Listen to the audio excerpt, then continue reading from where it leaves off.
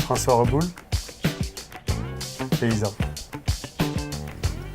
Et l'idée de Nature et Progrès depuis toujours, c'est que c'est un collectif.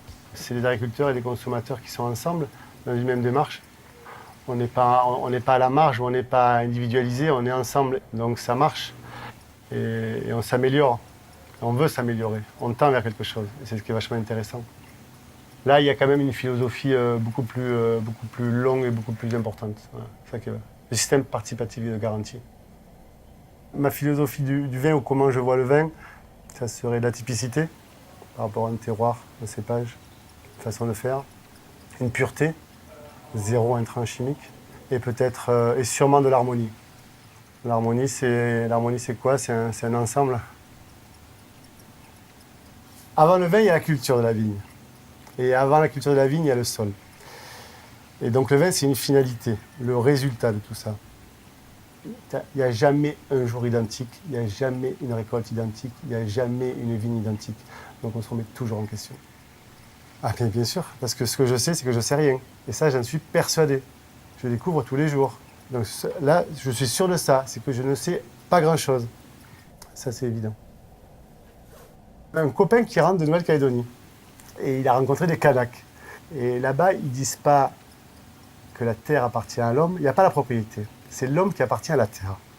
Et ça, quand tu penses comme ça change tout. Donc ma philosophie, ça serait qu'on appartient à la terre. Et même la phrase qu'on mettait au début, c'est « la terre nous est prêtée par nos enfants ». C'est un truc des Amérindiens, c'est un truc super connu. Le meilleur retour, c'est quelqu'un qui découvre et qui demande un conseil. Ça, c'est le meilleur retour. Et qui va revenir ou envoyer un mail ou je sais pas quoi quelques jours après et qui va dire « Ah, bingo, on s'est régalé, merci ». Voilà, un vin qui est toujours ouvert. On prépare un plat basique, il va super bien avec. Et puis on peut finir même sur un petit dessert, on finit. Et entre les repas, on peut même picoler un petit verre. Et c'est ça l'idée du Cévennes. Basta. Alors pourquoi on participe à cette histoire de vigneron en boîte parce que c'est une belle rencontre et que l'idée est cool et les gens sont cool. Donc on est dans le partage et puis on est dans la découverte. Et que l'idée, elle est fun, elle est sexy. Moi, je pense que c'est bon que les gens aient du vin.